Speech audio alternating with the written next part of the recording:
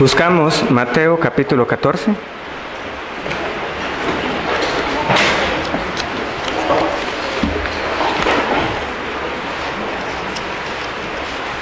Mateo capítulo 14.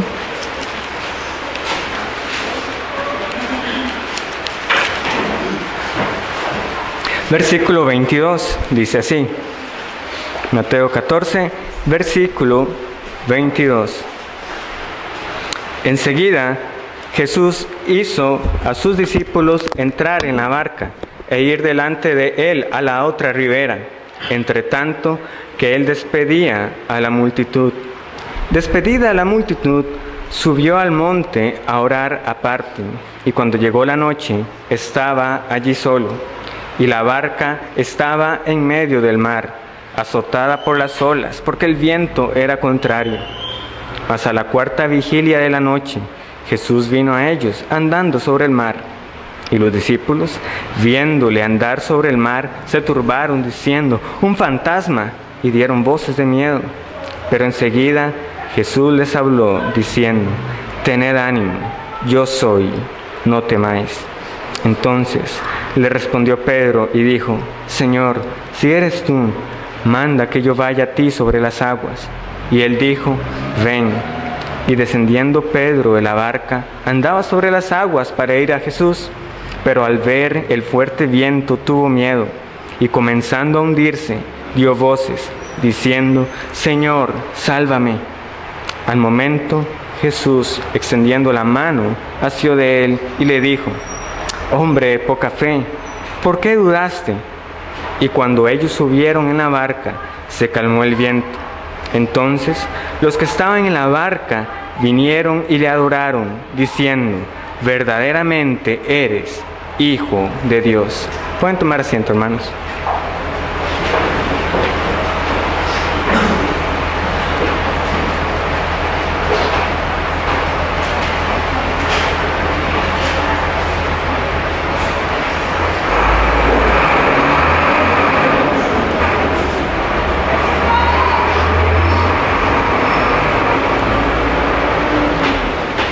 Siempre es un privilegio tener la oportunidad de predicar, y de verdad que yo estoy agradecido con Dios por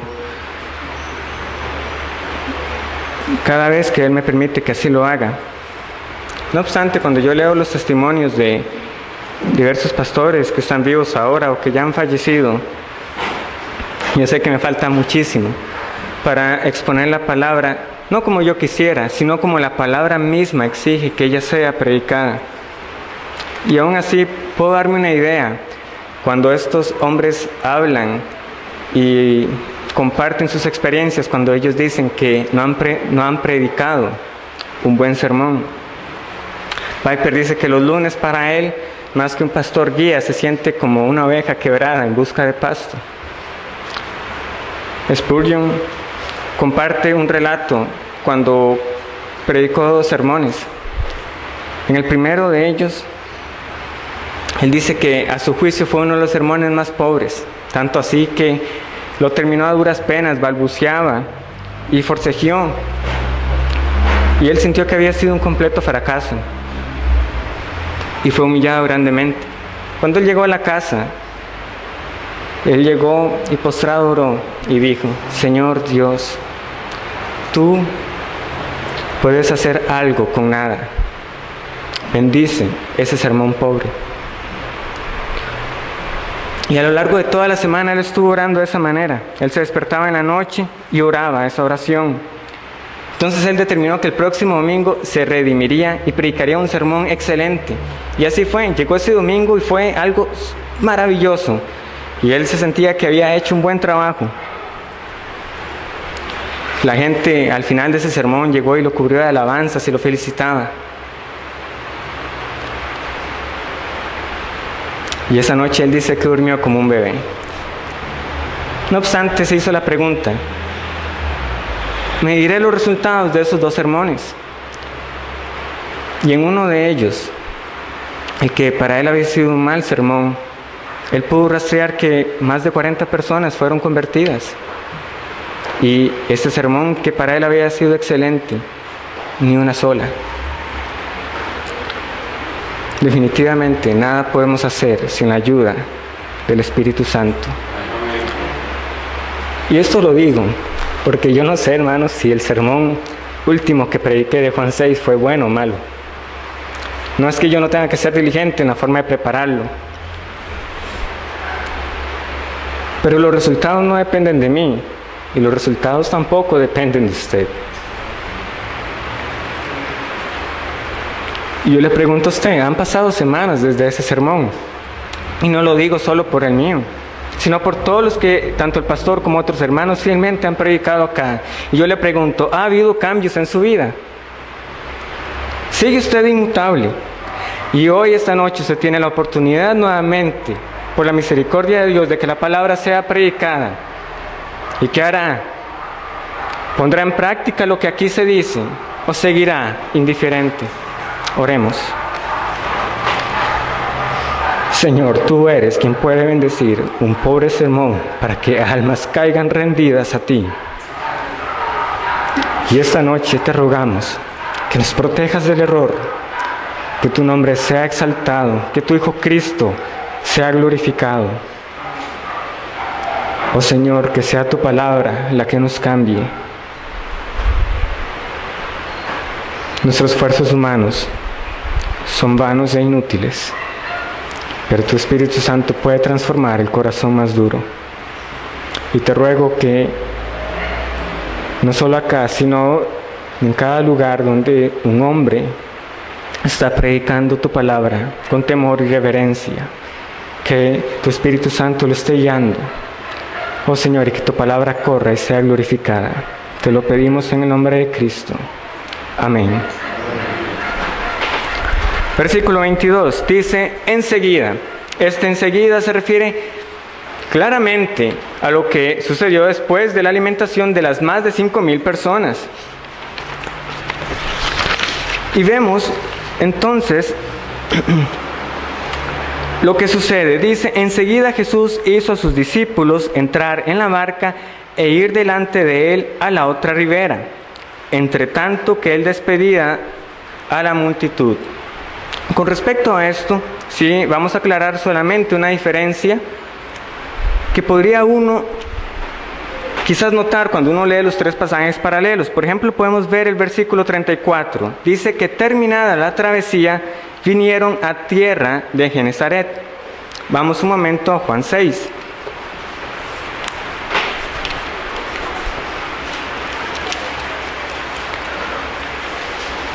Juan 6, versículo 16. Juan 6, 16. Y dice así: al anochecer descendieron sus discípulos al mar, y entrando en una barca, iban cruzando el mar hacia Capernaum.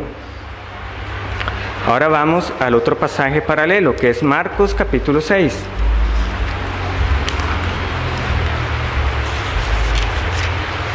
Marcos 6, versículo 45. Y dice: enseguida hizo a sus discípulos entrar en la barca e ir delante de él a Betsaida, en la otra ribera, entre tanto que él despedía a la multitud. Entonces, ¿cómo es esto? Primero dice que iban a cruzar a Capernaum, esto es Genesaret, y aquí que iban hacia Betsaida. Hay algo interesante cuando uno sigue leyendo en Marcos, el versículo 53. Marcos 6, 53. Dice: terminada la travesía, vinieron a tierra de Genesaret, es decir, llegaron al mismo lugar. Con respecto a esto, hay opiniones divididas. Unos comentaristas abogarán de que existía una segunda ciudad llamada Betsaida. Otros, en cambio, dirán que no es necesario recurrir a ese argumento, sino que se puede entender en el sentido de que quizás Capernaum no estaba en Genesaret. Aclarando que definitivamente eso no afecta para nada la aplicación del pasaje. Si tuviéramos que escoger, yo me inclino por la razón de que habían dos Betsaida, porque era un nombre muy común. Betsaida lo que significa es casa de pescado, y que por tanto había una tanto en la costa oeste como otra en la costa este. Dejando eso de lado, Los pasajes paralelos coinciden en todo lo demás, de forma que estamos totalmente seguros de que este milagro ocurrió después de que Cristo alimentó a las más de 5,000 personas. Volvamos ahora sí a Mateo capítulo 14, que será nuestro pasaje principal esta noche. No solamente incluye más detalle, sino que es el único que nos cuenta acerca de Pedro y la petición que él le hizo al Señor Jesucristo. Y justamente uno podría saltar directamente a esa petición que hizo Pedro y dividir el sermón en pues la petición, el momento en que Pedro se hunde y luego cómo el Señor lo restaura. Pero estaríamos perdiendo una gran bendición si empezamos desde ahí. Y en esto tengo que agradecer al comentario de Hendrickson porque me hizo cambiar el bosquejo de una manera importante a como yo lo había establecido inicialmente. Entonces nosotros estudiaremos este pasaje esta noche en 4 momentos. El momento de la separación, el momento de la confianza, el momento de la duda y el momento de la adoración. El momento de la separación, nuestro primer punto, lo encontramos en los versículos 22 al versículo 24. Dice así: enseguida Jesús hizo a sus discípulos entrar en la barca e ir delante de él a la otra ribera, entre tanto que él despedía a la multitud.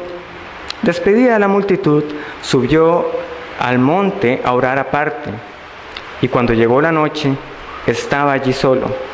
Y ya la barca estaba en medio del mar, azotada por las olas, porque el viento era contrario. Podemos dar varias razones por las cuales Cristo despide a la multitud. Y todas ellas, más bien, en lugar de ser una única razón, todas en sí, en conjunto, forman ese motivo por el cual era necesario que esta multitud ya no estuviera. Y en primer lugar hay que decir que esto no fue un acto de cortesía de parte de Cristo, como, bueno, ya hoy terminamos, pueden retirarse, sino que recordemos justamente qué es lo que ha pasado. Cristo ha realizado un milagro y estas personas no solamente han sido testigos del milagro, sino que lo experimentaron propiamente. Estas personas estaban llenas, estaban saciadas de esa maravillosa multiplicación que hubo de los panes y los peces. Claramente usted conoce a alguien así, usted no se quiere ir. ¿Cómo? Si esta persona puede solucionar todos mis problemas de alimentación. Y tenemos fundamento para decirlo de esta manera, porque recordemos cuando leemos en Juan 6 que ellos lo buscaron al día siguiente. ¿Y qué fue lo que les dijo Cristo? Ciertamente, venís porque os habéis saciado, mas yo os digo, trabajad por la comida que no perece. Claramente era necesario despedirlos porque ellos por su cuenta no se iban a querer ir así nomás. Además, Juan nos aclara que no era solo que no se querían ir, es que en caso de irse ellos hubieran querido ir con Cristo, porque dice que inmediatamente quisieron venir a Él para llevarlo y hacerlo rey. Entonces, Cristo por eso los despide, porque llegaron a Él para querer establecer un reinado terrenal, pero el reino de Cristo no tenía nada que ver con un gobierno en esta tierra y con derrocar al imperio romano. Es más, podríamos vincular que era necesario que también despidiera a sus discípulos antes, porque ellos también eran dados a ese tipo de ambición de ostentar poder político en la tierra. Basta con recordar a Juan y Jacobo mandando a su madre: Señor, ¿sería que usted le puede conceder que uno se siente a la izquierda y el otro a la derecha? O cuando Cristo estaba ascendiendo, que ellos le decían: Señor, ¿restablecerás a Israel en este tiempo? Definitivamente los discípulos también tenían que irse antes y no estar con esta gente, porque definitivamente sus motivos hubieran sido torcidos. Finalmente, esta acción de las personas de querer hacer rey a Cristo no dista mucho de la tentación por parte de Satanás. Todos los reinos del mundo vendrán a ser tuyos si postrado me adorares. Era necesario que esta gente fuera retirada. Pero claramente, hermanos, lo principal era que Cristo quería estar solo para orar. Es lo que leemos en el versículo 23. Despedida a la multitud, subió al monte a orar aparte, y cuando llegó la noche, estaba allí solo. Hermanos, y aquí no podemos pasar rápidamente y decir, bueno, pues sí, era costumbre de Cristo retirarse a orar. Recordemos algo, ya para ese momento los discípulos estaban adentrando en el lago y Cristo está orando. Lo primero que viene a nuestra mente es que esta oración de Cristo tenía que ver con su comunión y su relación con el Padre, y estamos en lo correcto. Cristo como Hijo mantenía una relación estrecha con Dios Padre, y eso se reflejaba por los tiempos de oración. Nosotros vamos a leer continuamente que Cristo se retira para orar a solas. Es más, recordemos cuando estudiamos la curación de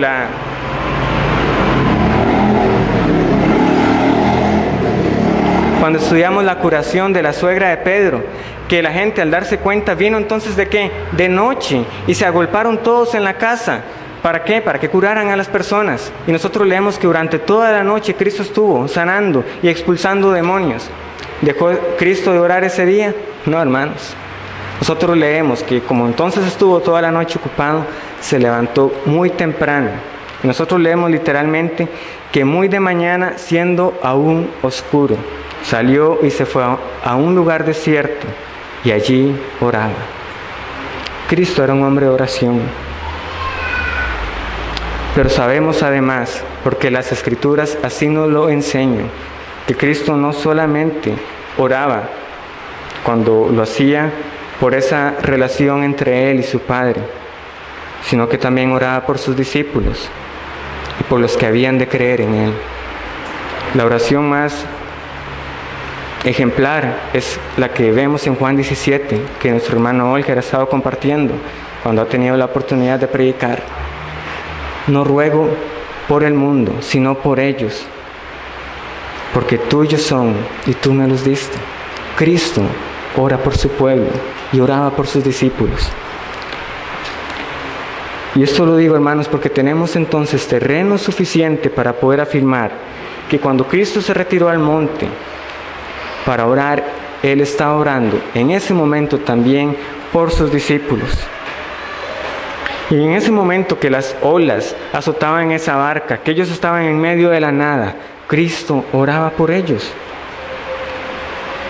Y por tanto, aunque hemos llamado este momento, el momento de la separación, está mal llamado porque realmente nunca hubo separación. Aunque los discípulos estaban ahí, Cristo estaba orando por ellos, estaba intercediendo por ellos y estaban siendo guardados por Dios Padre por medio de la oración del Hijo. Y esto armoniza completamente con la labor de nuestro sumo sacerdote Jesús, y que nosotros leemos en Hebreos 7:25, que Él vive para siempre para interceder por ellos, por su pueblo, y que hasta el día de hoy Él intercede por su pueblo, no importa cuán fuerte puedan estar arremetiendo los vientos.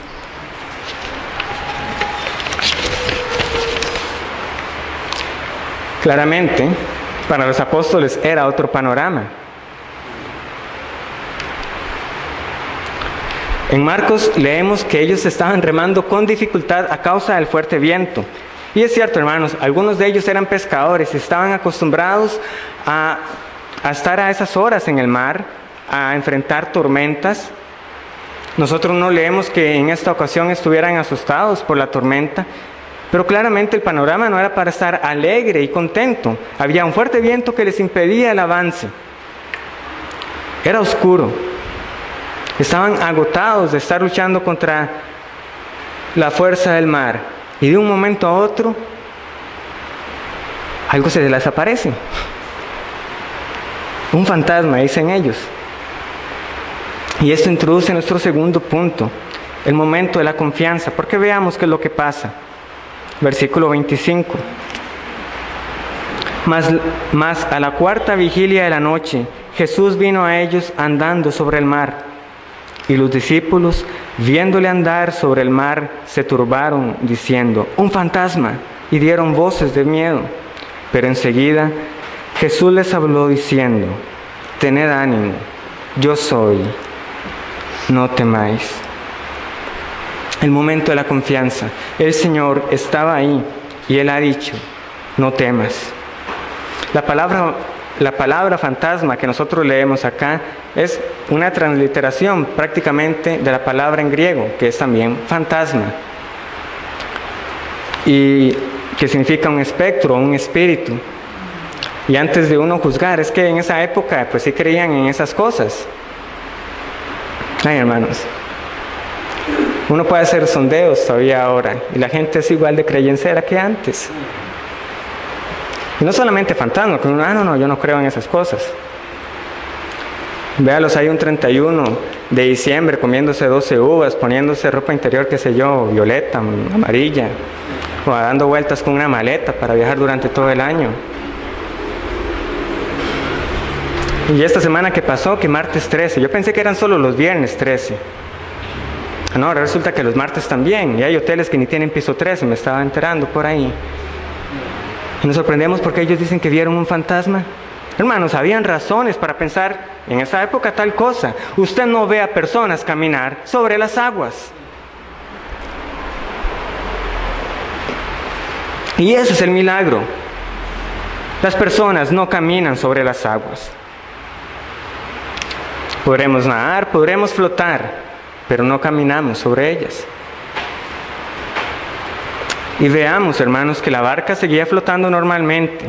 Pedro, cuando estuvo caminando, él se llegó a hundir. Esto concuerda con lo que hemos definido, que no es un milagro. Un milagro no es la suspensión de los principios o las leyes de la naturaleza. Todo seguía como debía funcionar, en este caso lo que se conoce como el principio de Arquímedes. Estaba la densidad de los cuerpos, y si es mayor, pues se hunde, y si no, flota. Pero ahí seguía. Es un poder que intervino, el poder de Cristo, el cual es superior a las mismas leyes y reglas que Él ha establecido para su creación. Y por tanto, Él podía andar sobre las aguas. Y así, tan asombroso como fue para los discípulos ver a alguien que se acercaba, es también sorprendente la distancia que Cristo tuvo que recorrer para ello, y posiblemente también el tiempo en el que lo hizo. Para eso vayamos a Juan 6 nuevamente.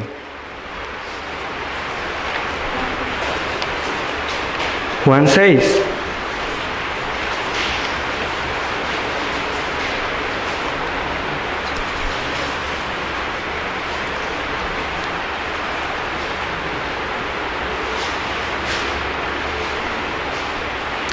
Por cierto, olvidaba el punto, hermanos. Cristo nos ha liberado a nosotros de todas esas supersticiones.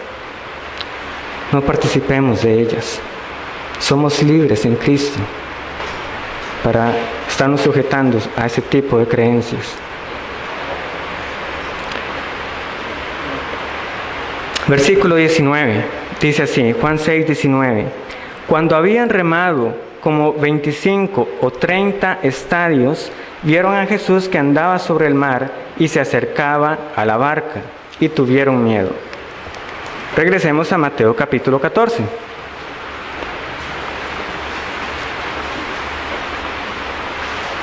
Mateo 14, versículo 25, y leemos que eso ocurrió a la cuarta vigilia de la noche.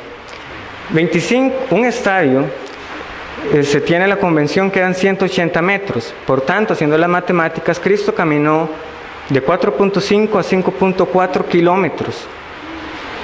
Y la cuarta vigilia de la noche es a partir de las 3 de la mañana. Ahora, no es el punto forzar de que Cristo hizo este recorrido en un tiempo récord. Lo único que sabemos fue que a la cuarta vigilia de la noche Él empezó a caminar, y cada vigilia son 3 horas. Caminar esa distancia en un tiempo de 3 horas tampoco es algo irrazonable, es posible sin necesidad de correr. El punto no es que Cristo lo haya hecho como una bala, hermanos, es la distancia. No fue que Cristo caminó por la costa, no fue que estuvo estático en un punto por unos momentos, fueron más de 4 kilómetros andando sobre las aguas, y uno no puede negar eso.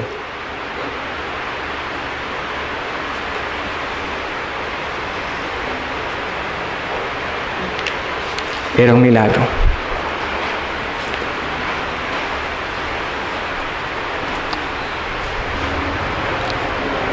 Definitivamente Cristo podía hacerlo. Pero ¿por qué lo hizo, hermanos? Él pudo haberse quedado a descansar en el monte.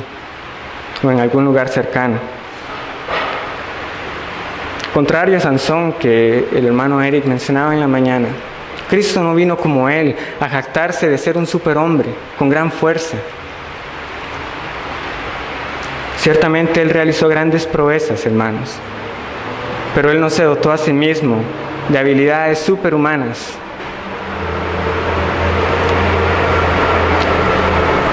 Después de un día de alimentar a más de 5,000 personas, de despedirlas, de tener que atenderlas y de pasar varias horas en oración, Cristo definitivamente estaba cansado. Y ahora camina toda esa distancia para ir donde están sus discípulos. Hombres que ya estaban exhaustos de estar luchando contra las inclemencias del tiempo. ¿Y para qué lo hizo? Para decirles: tened ánimo, yo soy, no temáis. Cuánto amor de Cristo por su pueblo. Una búsqueda rápida nos arrojará a nosotros decenas de versículos que encontraremos esa frase tanto en el Antiguo como en el Nuevo Testamento. No temáis, no temáis porque el Señor Dios está contigo. No temáis porque la batalla no es tuya, sino de Dios. No temas, cree solamente. La confianza y la seguridad había vuelto a ellos. Y vemos que esa confianza llegó a ellos por lo que dice Pedro. Pero así es este contraste que nosotros vamos a hallar, que de un momento de confianza pasamos a un momento de duda. Versículo 28. Entonces le respondió Pedro y dijo: Señor, si eres tú, manda que yo vaya a ti sobre las aguas. Y él dijo: ven. Y descendiendo Pedro de la barca, andaba sobre las aguas para ir a Jesús. Pero al ver el fuerte viento, tuvo miedo, y comenzando a hundirse, dio voces, diciendo: Señor, sálvame. Cuando me refiero al momento de la duda, no me refiero a las palabras de Pedro. Si eres tú, hermanos, hay que tener cuidado cómo lo interpretamos. Pedro no le está diciendo, o no estaba poniendo una prueba de si Jesús era el Cristo, sino, puesto que usted dice ser Jesús, yo sé que Jesús puede hacer estas cosas, de que yo pueda caminar sobre las aguas. Pedro estaba ciertísimo de que el Señor tenía el poder para hacerlo. Lo que él no sabía era si la persona que estaba viendo en efecto era el Señor. Y el Señor le confirma a Pedro su solicitud. Él le dice: ven. Y Pedro camina. Y no tenemos que adivinar la razón por la cual él se hunde, al ver el fuerte viento. Y así fue. Pedro vio el viento. No que uno pueda ver el viento, sino que vio el efecto del viento sobre las olas. Y mientras él concentraba su atención en Cristo, todo iba bien. Pero bastó que fijara su mirada en la tormenta para que cayera. Y esto es interesante, porque cuando Pedro le pidió al Señor que él pudiera caminar, la tormenta no había cesado. No era que llegó Cristo, todo se calmó, porque nosotros leemos más adelante que fue hasta que abordó la barca que ya todo se calmó. No fue que todo estaba tranquilito, Pedro baja y entonces de nuevo vino la tormenta y tuvo miedo y sucumbió. Estaba la tormenta golpeando el viento, las olas, y Pedro tuvo el ánimo porque era el Señor el que estaba ahí. Es una muestra más bien de esa fe y esa confianza que tenía Pedro, y por eso él le pide al Señor caminar en esas condiciones. Pero así somos nosotros de frágiles. Sí, la causa de su hundimiento fue apartar la mirada de Cristo. Y así pasa en la vida del cristiano. Cada vez que aparta su mirada del Señor, téngalo por seguro que caerá. Y esto no es una alegoría forzada, para que estamos en el curso de interpretación, porque nosotros vamos a hallar esta ilustración tanto en el Antiguo Testamento como en el Nuevo Testamento. A poner la mirada en aquella serpiente de bronce, como dice Hebreos capítulo 12, por tanto, teniendo en derredor nuestro tan grande nube de testigos.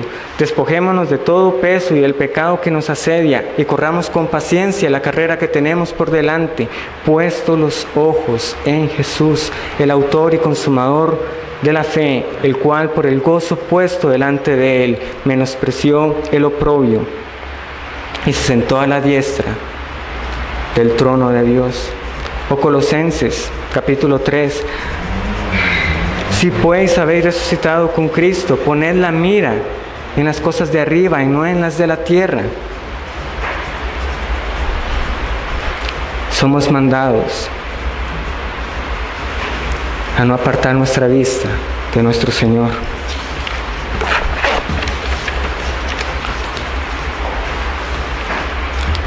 Pero Cristo lo reprende a Pedro: hombre de poca fe. Poca fe, sí, pero no sin fe del todo. Hermanos, esta expresión de poca fe se puede entender en el contexto como aquel corazón que no ha terminado de abrazar todas las promesas del Señor. Si el Señor le ha dicho, venga, usted puede caminar con confianza, pero cuando usted no ha abrazado esas promesas, usted no puede recibir el total consuelo que se deriva de ello, si todavía alberga sus dudas. No obstante, como dijimos, hombre de poca fe, no sin fe, porque la fe verdadera siempre tendrá su objeto y su mirada en el Señor. Porque vemos, hermanos, que aunque Pedro falló en el momento que se estaba hundiendo, ¿a quién acudió él? A Cristo. Señor, sálvame. Y así es, el Señor lo salvó. Leemos que extiende su brazo y asió de él y lo levantó. Nuevamente, no era necesario para el Señor tener que sujetar a Pedro, bastaba un mandamiento de él. Pero hemos visto repetidamente cómo el Señor muestra su identificación, su compasión, a través de tomar de la mano y de tocar a aquellos que necesitan su auxilio. Y así llegamos a nuestro cuarto momento, el momento de la adoración. Versículo 31. Al momento, Jesús, extendiendo la mano, asió de él y le dijo: hombre de poca fe, ¿por qué dudaste? Y cuando ellos subieron en la barca, se calmó el viento. Entonces los que estaban en la barca vinieron y le adoraron, diciendo: verdaderamente eres Hijo de Dios.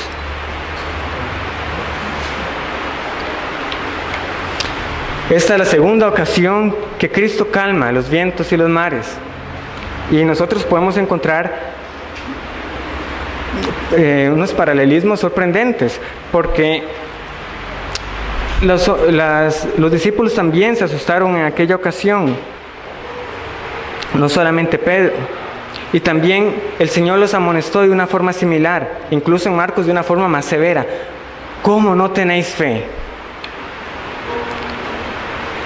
Y Marcos de hecho nos dice que cuando ocurrió esto, de que Jesús anduvo sobre el mar, que estas personas se hubieran asustado, que se hubieran amedrentado, él dice: y esto fue porque ellos aún no habían entendido lo de los panes, porque sus corazones aún estaban endurecidos. No obstante, sí hay una gran diferencia. En aquella ocasión ellos dijeron: ¿quién es este que aún los vientos y el mar le obedecen? Hoy ellos podían responder correctamente, después de ya este tiempo que ha pasado: este es verdaderamente el Hijo de Dios.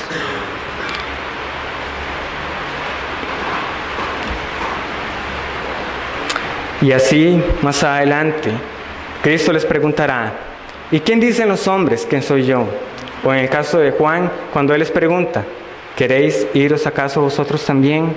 Pedro le dirá: Señor, ¿a quién iremos? Solo tú tienes palabras de vida eterna, y hemos conocido que tú eres el Cristo, el Hijo del Dios viviente. Nuevamente, Pedro no tuvo dudas si Cristo era el Señor, pero conforme pasaban el tiempo que estaban con él, afirmaban su fe. Pero no podemos ignorar esa palabra adoraron, porque algo hemos llamado este momento de la oración, este momento, el momento de la adoración. Hermanos, ¿por qué? Porque es común en todos los milagros que hemos visto que las personas al final de cada milagro se maravillaban. ¿Pero quién es este? ¿Cómo es que este puede hacer estas señales? No, definitivamente, si no viene de Dios, esta persona no podría curar, no podría expulsar demonios, no podría mandar a los vientos y a los mares.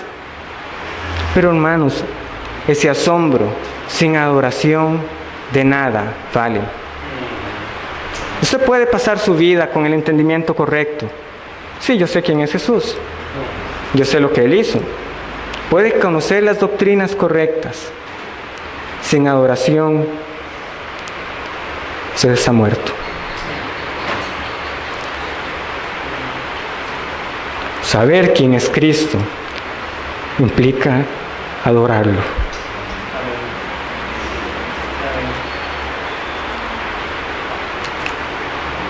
Va de la mano de una vida que se inflama en adoración.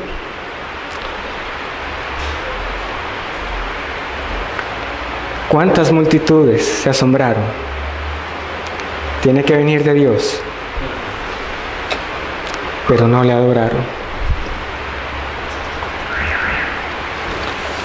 Con esto llegamos a nuestras aplicaciones. Y primero me dirijo a los creyentes. Y la aplicación no es más que recordar lo que ya hemos dicho acerca de la oración de Cristo.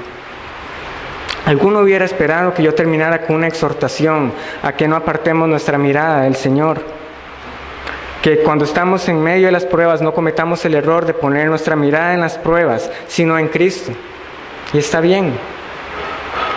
Pero si algo aprendemos de lo que ha pasado acá, es que nosotros fallaremos.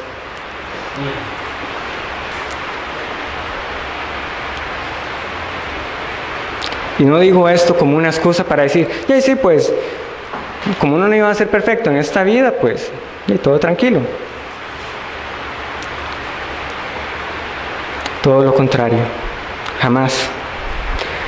Esto nos debería humillar, saber que el Señor de señores, conociendo nuestra debilidad y nuestra ingratitud, pida particularmente por cada uno de los suyos. Y así es, de forma particular, Cristo oró por Pedro, porque hermanos, esta no sería la última vez que Pedro fallaría. La más memorable de todas, su negación. Simón, Simón, y aquí Satanás os ha pedido para zarandearos como a trigo. Pero yo he rogado por ti para que tu fe no falte. Y una vez vuelto, confirmes a tus hermanos. Yo he rogado por ti para que tu fe no falte. Cristo intercede por usted. Sí, por usted, que se levanta cada día sin agradecer por haber amanecido vivo, que no cae de rodillas en oración, que ve la Biblia y dice, no, pues hoy no la leeré. Y así pasa día tras día y no se siente incómodo por no tener una comunión con el Padre. Y la razón por la que usted no ha caído más bajo es porque el poderoso brazo de Cristo lo sujeta. No estoy diciendo que confunda la intercesión con la alcahuetería, porque Pedro lloró amargamente su negación. Y Dios Padre azota y corrige a todo aquel que recibe por hijo. La consideración es que no se sienta cómodo con su vida, sino cómo puede usted estar viviendo así. Vivimos para agradar y adorar a aquel que dio su vida en el madero, al Cordero dignísimo de toda honra, con el poderoso consuelo de que en la prueba, por nuestra debilidad, claudicaremos a veces, pero el Señor estará ahí para socorrernos. Puede ser la cuarta vigilia de la noche cuando uno dice, no, pues ya estamos sin tiempo para más. Pero el tiempo del Señor es el momento justo. Él no llegó tarde a auxiliar a sus discípulos. Él intercede por su pueblo. Y hasta el día de hoy está a la diestra del Padre, orando. Por eso, ¿Cómo podemos seguir viviendo así? Tan mal agradecidos, sin una vida llena de adoración. Y el segundo punto es para los incrédulos. ¿Y qué puedo decir para los incrédulos que están acá? Ustedes están perdiendo de todas estas bendiciones espirituales que solamente están en Cristo, porque esta intercesión es exclusiva para el pueblo de Dios. Cristo rogó por ellos, no ruego por el mundo. Solamente lo invito, no que pruebe a Cristo, sino que pruebe de Cristo. Y hay una gran diferencia en esa preposición entre probar a Cristo o probar de Cristo. Porque usted esta noche, yo le invitaría a que se fuera al mar y ahí dijera, bueno, Señor, si existes, que yo ande sobre las aguas. Le aseguro que usted se hundirá. Y aún si eso le fuera concedido, ¿qué con eso? Porque el Señor no ha mandado a que lo retes, a que le des pruebas de si Él es el Señor o no. Él te ha dicho, come de mí, bebe de mí, porque el que come de mi carne vivirá para siempre, porque mi carne es verdadera comida y mi sangre es verdadera bebida. Que el Señor bendiga su palabra. Amén.